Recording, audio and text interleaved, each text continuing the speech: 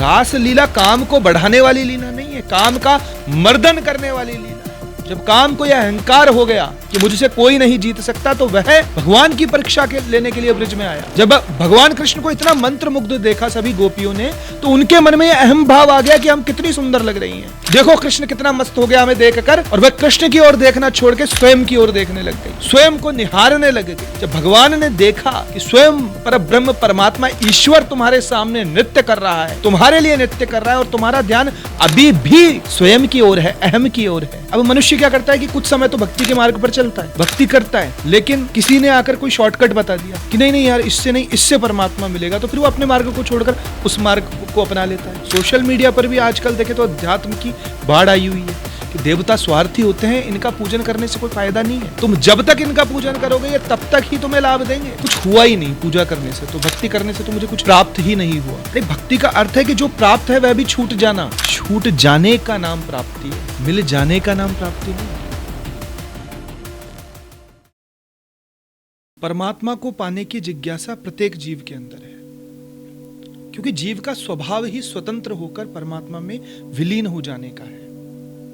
यह जिज्ञासा बार बार मनुष्य को इस संसार से विरक्त करती है, चाहे वे कितनी भी सफलता को प्राप्त कर ले या कितनी भी सुख संपत्ति अर्जित कर ले, लेकिन उसके बाद भी कहीं ना कहीं एक अकेलापन, कहीं ना कहीं एक दुख उसके हृदय में सदैव विराजमान रहता है।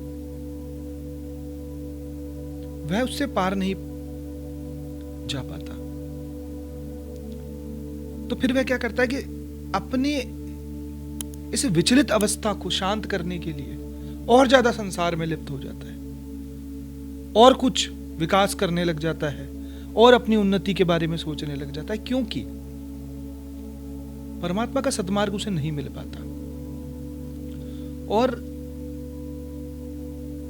भक्ति करने के बाद भी उसे संशय होता है, या नास्तिकता उसके अंदर बढ़ती जाती है कि परमात्मा तो नहीं है, मैं तो इतने समय से भक्ति कर रहा हूं। उसका कारण क्या है? उसका कारण है अनन्यता की कमी। अनन्य भाव से अपनी साधना पर विश्वास रखे बिना केवल फल के ऊपर दृष्टि रखना मनुष्य को परमात्मा से दूर करता है। मनुष्य को यह बात समझनी चाहिए कि जो भी सांसारिक लक्ष्य हमें लग रहे हैं वे लक्ष्य नहीं, वे तो सफर है, ये तो केवल यात्रा है। लक्ष्य तो सिर्फ परमात्मा है, क्योंकि हम हमारे न जाने कितने जन्मों के पाप पुण्य कर्मों को भोगने के लिए संसार में आए हैं, और उन पाप पुण्य कर्मों के फल स्वरूप हमें प्रारब्ध मिलता है। हमें हमारी जिंदगी के अंदर परिस्थितियां मिलती हैं, तो इन परिस्थितियों को, इस प्रारब्ध को, मन की इच्छाओं को लक्ष्य मान लेना बहुत बड़ी बेवकूफी है, जो हमें हमारे जो शाश्वत लक्ष्य है उससे दूर करती है।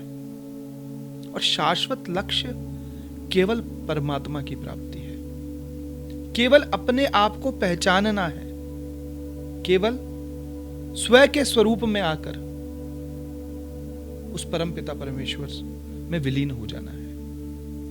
अब मनुष्य क्या करता है कि कुछ समय तो भक्ति के मार्ग पर चलता है, भक्ति करता है, लेकिन किसी ने आकर कोई शॉर्टकट बता दिया कि नहीं नहीं यार, इससे नहीं, इससे परमात्मा मिलेगा, तो फिर वो अपने मार्ग को छोड़कर उस मार्ग को अपना लेता है। फिर कुछ समय वहां पर व्यर्थ करता है, और फिर किसी ने कुछ और बता दिया तो दूसरे में लग जाता है। सोशल मीडिया पर भी आजकल देखे तो अध्यात्म की बाढ़ आई हुई है। कोई क्या मार्ग बताता है, कोई तंत्र को लेकर क्या बताता है, कोई ध्यान को लेकर क्या बताता है। देखिए, मार्ग मायने नहीं रखता, बिल्कुल भी मायने नहीं रखता। अगर मायने रखता है तो आपका भाव, आपकी अनन्यता, आपकी व्याकुलता, जब तक वह नहीं होगी ना, तब तक आप किसी भी मार्ग पे चल लीजिए। आपको भ्रम हो सकता है, आपको अहंकार हो सकता है कि आप सर्वश्रेष्ठ मार्ग पर चल रहे हैं, लेकिन उससे आपको लक्ष्य की प्राप्ति नहीं होगी, आप और दूर जाते चले जाएंगे। और मनुष्य ने परमात्मा को पाने के लिए क्या तरीका अपना रखा है कि अगर उसके भौतिक जीवन के अंदर जो उसकी इच्छा है अगर उसकी पूर्ति होती है तो वह कहता है कि ये तो भगवान की कृपा है, और अगर उसकी भौतिक इच्छा की या उसके भौतिक लोभ की पूर्ति नहीं होती तो वह कहता है कि कुछ हुआ ही नहीं, पूजा करने से तो, भक्ति करने से तो मुझे कुछ प्राप्त ही नहीं हुआ। अरे भक्ति का अर्थ है कि जो प्राप्त है वह भी छूट जाना। तुम्हें जो प्राप्त है ना, पाप पुण्य कर्म, जिसके कारण से ये संसार मिल रहा है, ये नश्वर संसार प्रतीत हो रहा है, इसे भी छूट जाने का नाम प्राप्ति है, मिल जाने का नाम प्राप्ति नहीं है। और संसार इकट्ठा कर लोगे, इस संसार को इकट्ठा करके फिर और जन्मों के अंदर विचरण करते फिरोगे, न जाने कितनी योनियों के अंदर विचरण करके फिर मनुष्य देह को प्राप्त करोगे और फिर इकट्ठा करने में लग जाओगे। अरे ये संसार तो कई जन्मों से तुम्हारे पास इकट्ठा है, उसी के कारण तो तुम्हारे जीवन के अंदर विभिन्न प्रकार की परिस्थितियां आ रही है। इस संसार को खाली कैसे करना है, हमें इस मार्ग पर जाना होगा, हमें इस मार्ग को समझना होगा। मनुष्य को लगता है, मनुष्य की व्याकुलता को देखकर लगता है कि उसे पूर्ण उम्मीद है कि इस संसार में वो जो भी कर रहा है, इस संसार से उसे बहुत कुछ प्राप्त होने वाला है, तभी तो वो इतनी मेहनत कर रहा है, तभी तो उसका पूरा ध्यान, उसका पूरा लोभ इस संसार की ओर है। किसको नहीं पता, किसको नहीं पता कि एक दिन इस नश्वर शरीर को छोड़ना पड़ेगा, इस संसार से जाना पड़ेगा, लेकिन फिर भी हम हृदय से इस बात को मानने को तैयार नहीं है। हमारा प्रत्येक कर्म, हमारा प्रत्येक आचरण इस प्रकार का है कि यह शरीर कभी छूटेगा ही नहीं, यह आचरण कभी छूटेगा ही नहीं। हम इकट्ठा करते जाएंगे, हम धन कमाते जाएंगे, हम पाप करते जाएंगे, हम धोखा करते जाएंगे, हम द्वेष करेंगे, हम ईर्ष्या करेंगे, क्योंकि वह द्वेष, ईर्ष्या, लोभ, छल, कपट करके तो हमें इस संसार रूपी लक्ष्य जो झूठा है उसकी प्राप्ति हो जाएगी और तनिक हमारे अहंकार को तृप्ति मिल जाएगी। लेकिन आत्मा को सुख की प्राप्ति नहीं होगी, आत्मा को आनंद की प्राप्ति नहीं होगी, क्योंकि यह सिर्फ कर्मों का बंधन है। मनुष्य कर्म करेगा और उसको निश्चित रूप से भोगता रहेगा। अपनी साधना पर विश्वास रखो, जो भी गुरु से तुम्हें साधना मिली है उस पे अनन्यता रखो। जमीन में 10 फीट गड्ढा खोदोगे, वहां पानी नहीं निकलेगा, तो दूसरी जगह जाकर 10 फीट गड्ढा खोदोगे, वहां भी पानी नहीं मिलेगा, तो ऐसे हजारों जगह पर तुम सिर्फ गड्ढे गड्ढे खोद दोगे। एक ही जगह पर 50 फीट गड्ढा खोदो, अपने आप पानी निकलेगा। अनन्यता रखो, विश्वास रखो अपनी साधना पर, अपने गुरु वाक्यों पर, अपने गुरु मंत्र पर। निश्चित रूप से तुम्हें परमात्मा की प्राप्ति होगी। ये कलयुग है, यहां पे परमात्मा ने अपने आप को इतना सरल और सुगम बना लिया।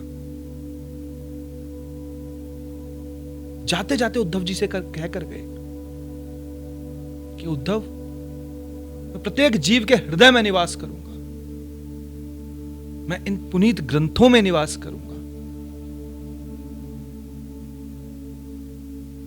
मैं समस्त चर अचर में निवास करूंगा।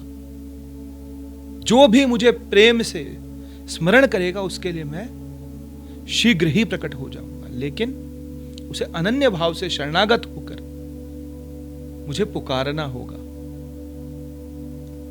मैं तो देख रहा हूं उसे, मेरी तो पूरी नजर उसकी ओर है, लेकिन शायद उसकी नजर संसार की ओर है, इसीलिए उसे मैं दिखाई नहीं दे रहा,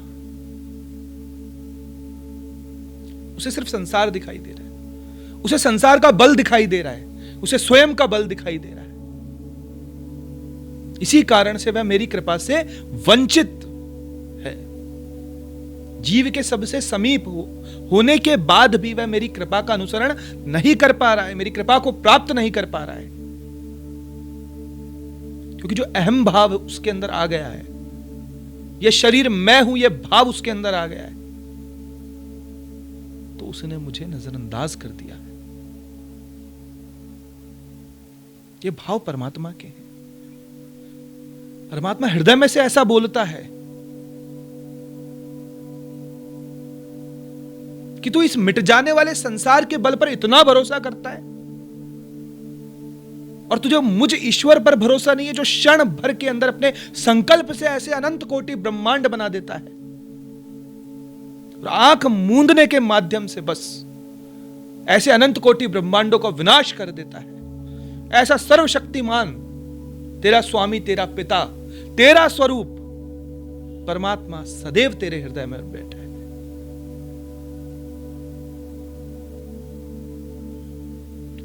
भगवान तो केवल भक्त का ही स्मरण करते हैं, उसे ही याद करते हैं, उसी की ही चिंता करते हैं। उसको कैसे इन विकारों से बचाकर उसके प्रारब्ध को नष्ट करके, उसके कर्मों को नष्ट करके कैसे उसे स्वयं के करीब बुलाया जाए, वह इसी योजना में लगे रहते हैं। हमारे जीवन के अंदर भी जो कई उतार चढ़ाव आते हैं ना, हम भक्ति करते हैं, हम भगवान की उपासना करते हैं और उतार चढ़ाव हमारे जीवन में आते हैं, तो वह भगवान की योजना होती है, हमारी योजना नहीं होती है। आप भक्ति कर रहे हो तो आप ये विश्वास रखना, दृढ़ विश्वास रखना, अटूट विश्वास रखना कि आप भगवान का एक नाम भी दिन में ले रहे हो तो वह परमात्मा आपका चिंतन कर रहा है, आपकी चिंता कर रहा है। आपको फिक्र करने की उसके बाद जरूरत नहीं है। भगवान का नाम लेकर भी अगर आप चिंता कर रहे हैं और आप फिक्र कर रहे हैं तो फिर आप उसके विश्वास पर कहीं ना कहीं संदेह कर रहे हैं। आपको संदेह करने की आवश्यकता नहीं है। वो आपकी इच्छाओं को भली भांति जानता है, वो आपके सामर्थ्य को भली भांति जानता है। उसे पता है कब आपको क्या देना है और कब आपसे क्या लेना है। भगवान का नाम लेने वाले भक्त से भगवान स्वयं मिलने के लिए विचलित रहते हैं, लेकिन उसका ध्यान तो संसार की ओर रहता है। तो भगवान को लगता है कि शायद ये अभी मुझसे मिलना नहीं चाहता। नाम भी ये शायद कोई सांसारिक स्वार्थ के कारण दे रहा है। क्या हुआ था जब भगवान श्री कृष्ण ने द्वापर के अंदर जन्म लिया था, मनुष्य शरीर धारण किया था। उस मनुष्य शरीर के अंदर ब्रज में ऐसी विभिन्न लीलाएं की जो अपने आप में बहुत शिक्षाप्रद है। और यह लीलाएं उन्होंने हमारे लिए की कि जो मेरे भक्त हैं, जो जीव हैं, आगे इन लीलाओं का श्रवण करके अज्ञानता उनके अंदर से दूर होगी और वह ज्ञान को ग्रहण करेंगे और मेरा आलिंगन करेंगे। बताया भगवान ने बार बार आके कि देवता स्वार्थी होते हैं, इनका पूजन करने से कोई फायदा नहीं है। तुम जब तक इनका पूजन करोगे ये तब तक ही तुम्हें लाभ देंगे। जब तुम इनका पूजन बंद कर दोगे तो यह तुम्हारा बुरा करेंगे। और गोवर्धन लीला इसी का प्रमाण थी कि सभी लोग देवता की पूजा करते, देवता स्वार्थी होते हैं। तो भगवान कृष्ण ने जब वह पूजा निषेध करवाई तब इंद्र ने भारी वर्षा कर दी, उन्हें ही नुकसान पहुंचाना चाहा। तब भगवान ने गोवर्धन पर्वत उठा के इंद्र के अभिमान का मर्दन किया और ब्रजवासियों को यह शिक्षा दी कि तुम इतने वर्षों से जिसकी पूजा कर रहे थे, आज एक बार नहीं की, वह तुम्हें मिटाने पर आ गया। ऐसा ही यह संसार है। आप सोचिए कि इस अहंकार से, इस अहम भाव से तो देवता भी अछूते नहीं है। तो ये संसार आपके साथ क्या न्याय करेगा? मैंने उसके साथ अच्छा किया, मेरे साथ बुरा हुआ। अरे तुम किससे अपेक्षा कर रहे हो अच्छा की, न्याय की? इस संसार से जो विकारों से भरा है। इस सभी मनुष्यों में, जीवों में विकार है, इसलिए तो ये मनुष्य देह में है। ये आपके साथ न्याय कैसे कर सकते हैं? इनका अपना एक स्वार्थ है, लोभ है, मोह है। इसीलिए इसमें फंसकर ये यहां पर विचरण कर रहे हैं और इनसे उम्मीद लगाकर हमारे अमूल्य हृदय को इन्हें सौंपना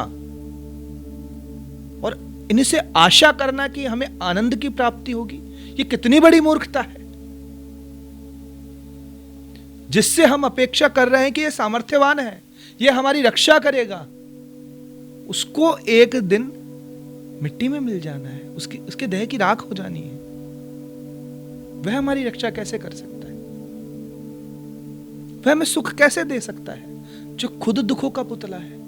तो इस संसार से जितनी आशा रखोगे ना, उतना दुख तुम्हें होगा। जैसे ही परमात्मा से नजर हटाकर स्वयं की ओर देखोगे तो परमात्मा तुमसे अदृश्य हो जाएगा।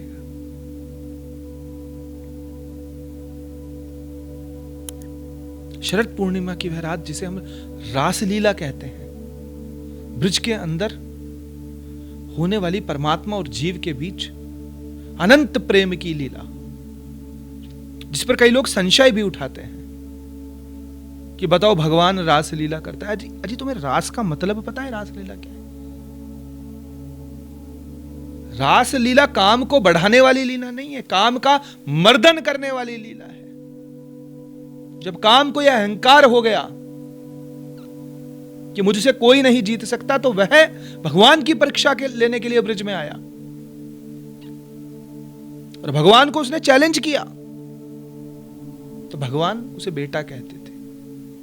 काम क्या है? भगवान का बेटा। क्या हो बेटा? हमारी परीक्षा लेने आए हो? तो काम ने भी अहंकार में बोला कि हां, लेने आया हो। तो भगवान ने कहा बताओ कैसे लोगे? आकाश में लोगे या खुले मैदान में लोगे? तब काम ने कहा कि मैं खुले मैदान के अंदर ही परीक्षण लेता हूं। भगवान ने कहा ठीक है। शरद पूर्णिमा की रात आई, भगवान ने बंसी बजाई। जो भी गोपियां थी, जो अपने नित्य कर्म कर रही थी, कोई खाना बना रही थी, कोई अपने पति के पैर दबा रही थी, कोई नाना प्रकार के विभिन्न गृहस्थ कार्यों में व्यस्त थी, कान्हा की धुन सुनकर जो काम कर रही थी सब छोड़कर कान्हा की ओर दौड़ी, कन्हैया की ओर दौड़ी। वह अपना शरीर आभास भूल गई थी, क्योंकि भगवान कृष्ण अपनी वंशी से क्लीम बीज बजा रहे थे, जो काम का मर्दन करता है, जो कामना का मर्दन करता है। उस क्लीम बीज को अपनी बांसुरी से बजाने वाले कन्हैया के ऊपर तुम ऐसे आरोप लगाते हो रासलीला के। उस क्लीम बीज को सुनकर, उस धुन को सुनकर सारी कामनाएं नष्ट हो गई। हम देह हैं, यह आभास नष्ट हो गया। सब रासलीला के लिए पहुंच गई। सब में इतनी अनन्यता थी, इतना अटूट प्रेम था कि कृष्ण के सिवा किसी को कुछ नहीं दिखाई दे रहा था। जो पहुंच पाई वो तो पहुंच पाई, जो नहीं पहुंच पाई, जिन्हें रोक दिया गया, घर के दरवाजे बंद कर दिए गए, वह भी वहीं से ही कृष्ण की भक्ति के अंदर, कृष्ण के ही चिंतन के अंदर, कृष्ण के ही स्मरण के अंदर लीन हो गई और जीवन मुक्त होने के लिए भगवान कृष्ण के साथ ऐसी लीला करने लगी जिसे सामान्य व्यक्ति नहीं समझ सकता। अच्छा, मैं आपको बता दूं कि रास लीला करते समय भगवान की उम्र केवल 9 वर्ष थी। अब मात्र 9 वर्ष के बालक के प्रति क्या कोई गलत काम भाव जागृत हो सकता है? और साथ में वह तो परब्रह्म परमात्मा है।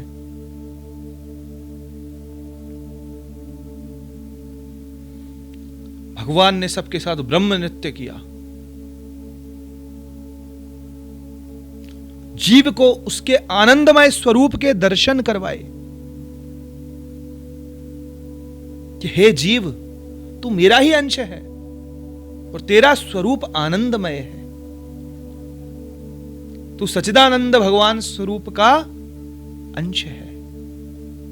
उससे अलग होने के कारण इस दुख को भोग रहा है। तू तो मुझ में सदैव नृत्य करता है और मैं तुझ में सदैव नृत्य करता हूं। उस संगीत को सुन, उस नृत्य को देख, मेरे लिए नाच, मैं तेरे लिए नाचता हूं। यह ब्रह्म ने वहां पर प्रमाण दिया। और जो भगवान का स्पर्श ले ले, जो भगवान की वीणा को, भगवान की वंशी को सुन ले, उसमें अज्ञान नहीं रहता, उसमें ज्ञान स्वतः ही उत्पन्न हो जाता है। लेकिन फिर भी आने वाले समय में जीवों को संदेश देने के लिए भगवान ने अपनी माया से एक लीला वहां पर करवाई। जब भगवान कृष्ण को इतना मंत्र मुग्ध देखा सभी गोपियों ने, तो उनके मन में यह अहम भाव आ गया कि हम कितनी सुंदर लग रही हैं, कि देखो कृष्ण कितना मस्त हो गया हमें देखकर। और वह कृष्ण की ओर देखना छोड़ के स्वयं की ओर देखने लग गई, स्वयं को निहारने लग गई। जब भगवान ने देखा कि स्वयं परब्रह्म परमात्मा ईश्वर तुम्हारे सामने नृत्य कर रहा है, तुम्हारे लिए नृत्य कर रहा है, और तुम्हारा ध्यान अभी भी स्वयं की ओर है, अहम की ओर है, तो जाओ, मैं नहीं करता तुम्हारे साथ रासलीला। और भगवान वहीं अंतर ध्यान हो जाते हैं। अंतर ध्यान तो क्या होते हैं, किसी गोपी की चुनरी ओढ़कर वहीं छिप जाते हैं।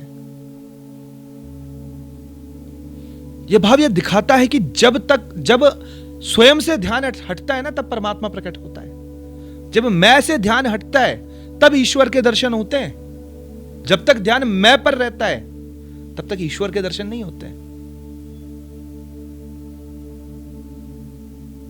इसीलिए अहम भाव को छोड़ना होगा। भगवान के अदृश्य होने के बाद गोपियों को यह एहसास होता है कि हम कितनी मूर्ख हैं। परब्रह्म परमात्मा वो गोविंद हमारे साथ रास कर रहा है और हम स्वयं पर अहंकार कर रही हैं, हम स्वयं की सुंदरता को निहार रही हैं, हम स्वयं अहम से बाहर नहीं निकल पा रही हैं। तब व्याकुल होकर, विचलित होकर गोपिकाएं देखो हार नहीं मानती, कि उन्हें पूर्ण विश्वास है कि उनका कन्हैया भी उनसे बहुत प्रेम करता है, वह ईश्वर भी उनसे बहुत प्रेम करता है। तो वह कन्हैया का गुणगान करती हुई कन्हैया को ढूंढने के लिए वन में चली जाती है। गोपी गीत गाती है कि जयति तेधिकम जन्मना व्रज शयतेन्द्रा शाश्वतत्रे। बड़ा सुंदर गोपी गीत भागवत में वर्णित किया गया है, जो भगवान श्री कृष्ण की वह विशेषता बताती कि हे अनंत कोटि ब्रह्मांड नायक भगवान, यह व्रज अपने आप में तो बहुत पवित्र था, शुद्ध था, लेकिन तुम्हारे जन्म लेने से इसकी महिमा वैकुंठ से भी ज्यादा हो गई, जहां स्वयं लक्ष्मी जी झाड़ू लगाती है, तुम्हारी सेवा करती हैं। तो तुम्हारे प्राकट्य के कारण यह व्रज धन्य हो गया। ऐसे तमाम स्तुति वह भगवान की करती है। जब वह अत्यंत वन में और जाने लगती है, तो देखिए यहां पर गोपियों का क्या भाव है। वह सोचती है कि ज्यादा आगे मत जाओ, कि हम जितना उसे ढूंढने जाएंगे वह हमसे छुपकर और वन में जाएगा नंगे पांव, उसके कहीं कोमल पैरों में कांटा ना चुभ जाए। वह तब भी चिंतन कर रही कि हमारे ईश्वर को कोई परेशानी ना आ जाए, हमारे ईश्वर को कोई तकलीफ ना आ जाए। और हम सोचते हैं कि हमें कोई तकलीफ ना आ जाए। वह सर्वशक्तिमान है, सामर्थ्यवान है, लेकिन जब प्रेम होता है तो प्रेम के अंदर अपने प्रेमी के सुख दुख का आभास हमें होता है। और जब यह प्रेम हमारे हृदय के अंदर उत्पन्न हो जाएगा, जब हमें लगेगा कि हमारा भगवान हमारे कारण दुखी ना हो, वह चाहता है हमें मुक्त करना, लेकिन हम इन कर्मों से छूट ही नहीं रहे। हमारा लोभ, हमारी ईर्ष्या, हमारा द्वेष, हमारे विकार इतने ज्यादा बढ़ गए हैं कि इसका कष्ट मेरे परमात्मा को सहना पड़ रहा है, क्योंकि हम उसके अंश हैं। तब जाकर मनुष्य सत्कर्म करने लगेगा, तब वह अपने पाप कर्मों को छोड़ेगा, क्योंकि वह तुम्हें दुख भोगने नहीं देगा, वह स्वयं दुख भोगेगा। यहां पर गोपियों का भाव आया कि हम वन में जितना गहरा जाएंगे कान्हा हमसे छुपने के लिए उतना ही अंदर जाएगा और कहीं उसे कांटा ना लग जाए। यह है रास जो बताता है कि जीव के हृदय में परमात्मा के प्रति कितना गहन प्रेम होना चाहिए, कितना अनंत प्रेम होना चाहिए। इस सभी लीलाओं को देखकर काम वहां पर केवल एक खंबा बना खड़ा था। उसकी हिम्मत नहीं थी कि वह अपना सर वहां पर दिखा पाए। उसने देखा कि इतना श्रृंगार में डूबा, रास होने के बाद भी केवल अहम भाव आने से भगवान यहां से अंतर ध्यान हो गए। भगवान पर इस श्रृंगार का कोई असर नहीं हुआ, इन सुंदरता का कोई असर नहीं हुआ। काम मर्दन लीला रास वहां पर थी।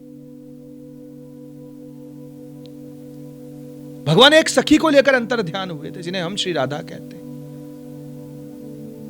वैसे भगवती श्री राधा स्वयं पर ब्रह्म परमात्मा है और दोनों ब्रह्म परमात्मा आपस में हमें शिक्षा देने के लिए वहां पर यह लीला कर रहे हैं कि राधा जी भी एक लीला करती हैं, वह दिखाती है कि उन्हें भी मान आ गया। देखो कृष्ण उन्हें छोड़कर केवल मेरे साथ है।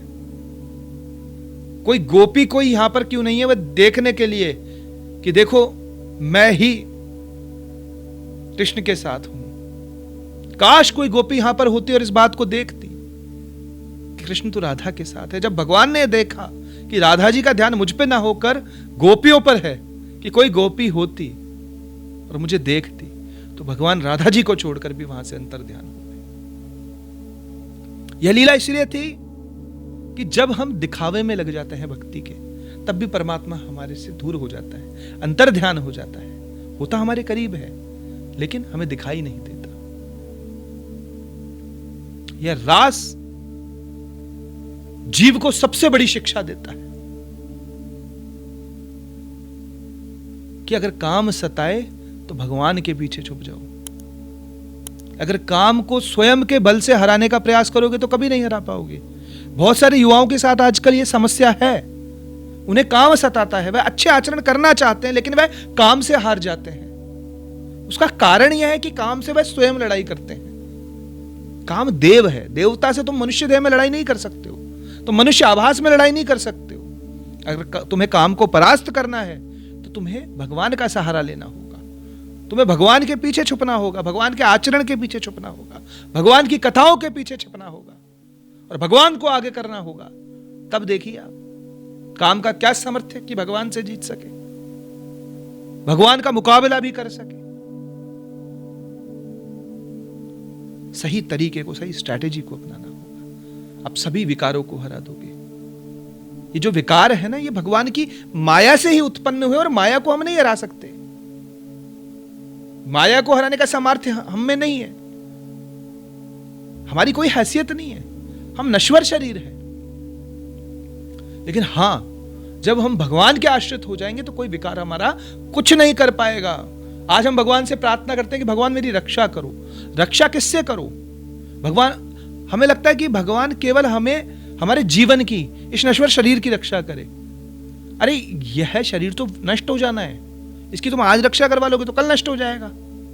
प्रार्थना यह करो कि भगवान मेरी इन विकारों से रक्षा करो, काम से, क्रोध से, मद से, लोभ से, मोह से, इनसे मेरी रक्षा करो, ताकि जो जीवन मुझे मिला है, अमूल्य मानव जीवन जो मुझे मिला है, यह मैं आपकी सेवा में लगा सकूं, मैं कुछ भजन कमा सकूं, मैं जीवन से मुक्त हो सकूं। अन्यथा मैं अपने जीवन को खराब कर दूंगा।